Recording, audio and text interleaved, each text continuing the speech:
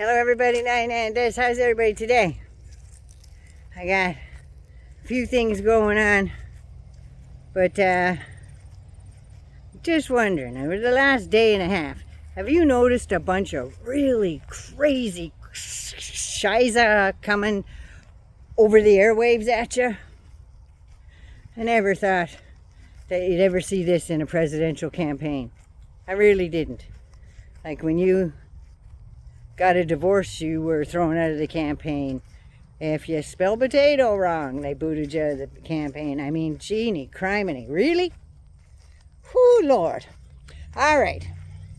Now, if you're new to this channel, welcome. If some of my buddies have been there from the beginning, I appreciate you. And for those that keep getting unsubscribed and you resubscribed, I thank you very much. I appreciate that because I got unsubscribed once again 3 times this week. It's only Tuesday. From Tennessee Brando and Luke Beasley. 3 times. And once from Brian Tyler Cohen. So check that, would you? So all you people that are resubscribing, I don't need to tell you how much I appreciate it. I really don't. I love every minute of everybody's comments. I try to get to as many as I can, but I'm one of them lucky people that get 200-300 people talking back at me there. Can't get to all of them, but I get to as many as I can, and I try to thank you as much as I can as well. So, and if you haven't noticed, my thoughts are a little bit like a fart in a hurricane. The flitting and flying, stroke brain keeps in, and I can't remember what I just said. But you know what? My choo-choo jumps the tracks. But the other part of that is, it usually jumps back on a little quarter of the mile down the road. And might be a different topic, but we're still talking. I'm still here. Woke up with a pulse. I put my feet on the floor. That might be all I get today, but you know what? I'm here, and I'm talking to you. So anyway, enough about me. Did any of you watch or listen to, because it wasn't video, it was just audio, of that interview between Elon Musk, apartheid boy, and the other racist fascist there, the Mango Moose Knuckle? Did you catch any of that? I think Dr. Ronnie over-medicated him. That's what I'm thinking. He couldn't speak nothing. He had a really bad lisp. Couldn't say his S's and everything else. Couple other words he couldn't pronounce. And rambling. Lord dying Henry. Sound like me right after my stroke. Rambling almost incoherently and not connecting clues or anything. Well, he doesn't have 2 clicks to a clue to begin with, just saying.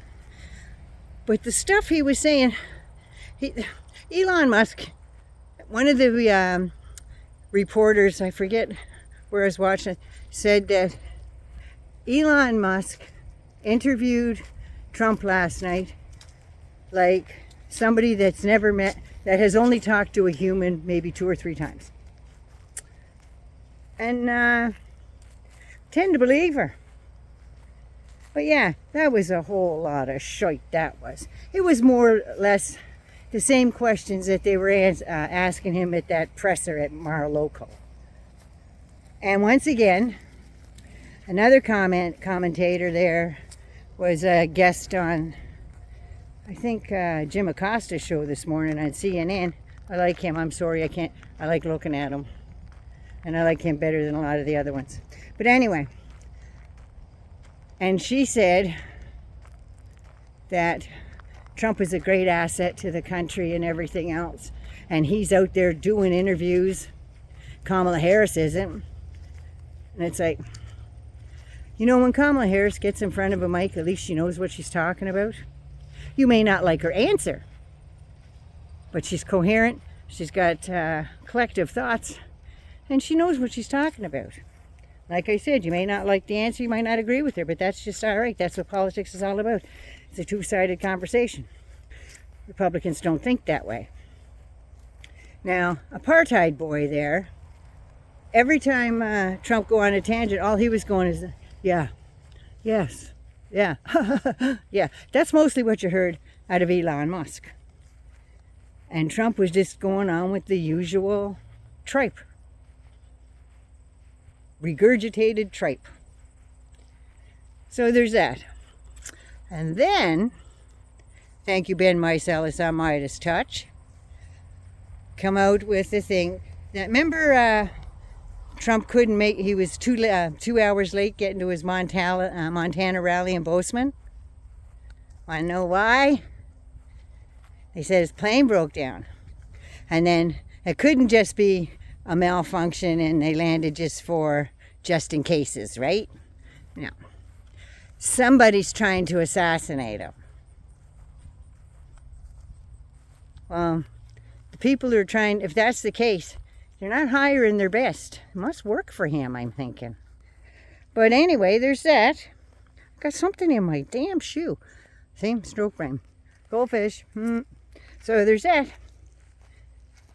But the other delightful part was when he showed up at another rally, he showed up in a smaller plane than the 757, which is about 35 years old. It got to do engine overhaul and stuff. That thing can go for another 20 years. So everybody's saying it's a very old plane. No.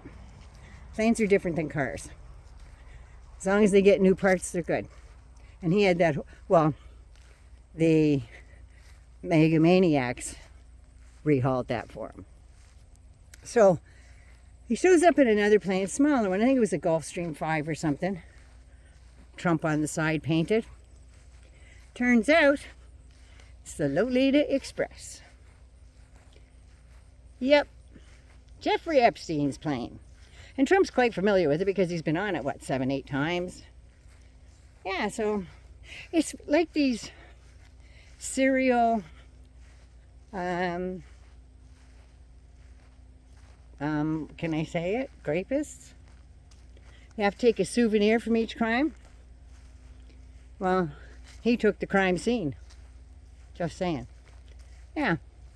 So that's what's going on there. He's now flying in Jeffrey Epstein's plane. And we know that. And they said, well, the tail numbers are different. Paint can fix the tail number and a new registration fix the tail number. However, there's a little thing called a serial number. And the serial number remains the same. And it's the same serial number of Jeffrey Epstein's plane. A friend of Jeffrey's bought it, who was also a friend of Trump's, by the way. I call it the Lolita Express.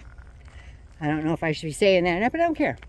So yeah, a friend of Trump's bought it, so Trump knew fair well and good where that plane came from. And he is flying around the country, shoving it in everybody's face. So, there's that. So, his other big pet peeve right now, and he is on the warpath, because Kamala made the cover of Time magazine, and he don't like it. He don't like it one little bit. He is so pissed. So he's starting to call her Kamala, and all kinds of garbage names. If he understood communism and fascism, he would know that everybody that fought in World War II was Antifa. And the funny thing is, so was Russia, because they were fighting against Hitler too. And Hitler was a fascist. So everybody in the Second World War that fought against Hitler were Antifa. Little tidbit. So if he knew all that stuff, he wouldn't be spouting those names and throwing them around so freely.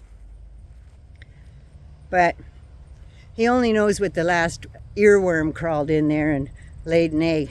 Wonder if he's going to end up with the same disease as RFK. He's got more brain worms than you can shake a friggin' stick at. But anyway, so yeah, Kamala gets the cover of a Time magazine. Yep.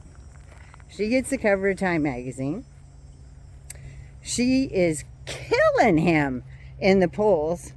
And now Kellyanne Conway's out there saying, oh yeah, he's got his swagger back. Swagger?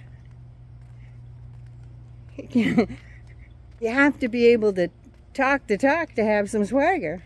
And he doesn't. He's got the same tired, dried up old lines he's had since 2016. His campaign strategy, his campaign bullshit, none of it's changed. It's all the same. So, if that was swagger 10 years ago, I think he needs to get a new swagger for Christmas. Well, by then he might be in prison. Just saying. Because Tanya Chutkin is breathing down his, I'm going to say pie hole. Yeah. She is breathing down his pie hole, and he don't like it. Right down that big, wide yellow streak down his back. Yeah. She's rearranging the indictment. She has to drop a few things thanks to them arseholes on the Supreme Court. Somebody was supposed to be revered, right? Not so much. So yeah, there's those guys. But Joe Biden is going to do something about those guys. He just is, why do I look so red? So yeah, there's that.